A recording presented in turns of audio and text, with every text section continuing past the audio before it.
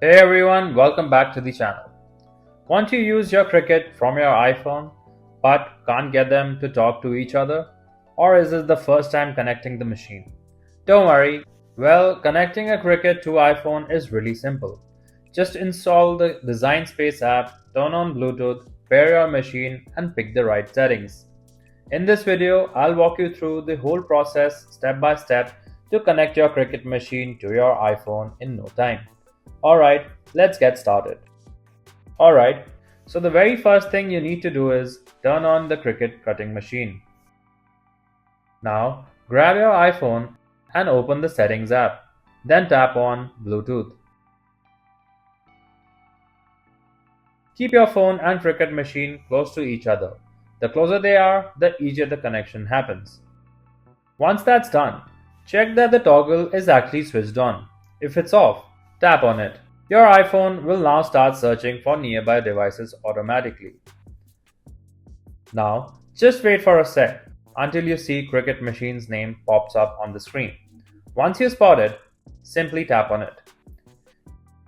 You might get a little pop-up asking for a pin. No worries, just type 0000 and hit pair. And that's it.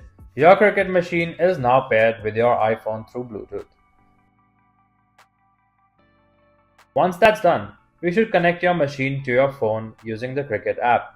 So, follow the steps to learn how to do that. So, open the App Store on your iPhone, search for the Cricut app, and then the correct icon shows up.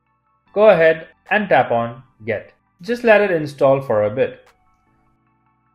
Once it's done, open the app and sign in to your Cricut account. If you don't have one yet, you can easily create it right there. And finally, tap on the machine setup.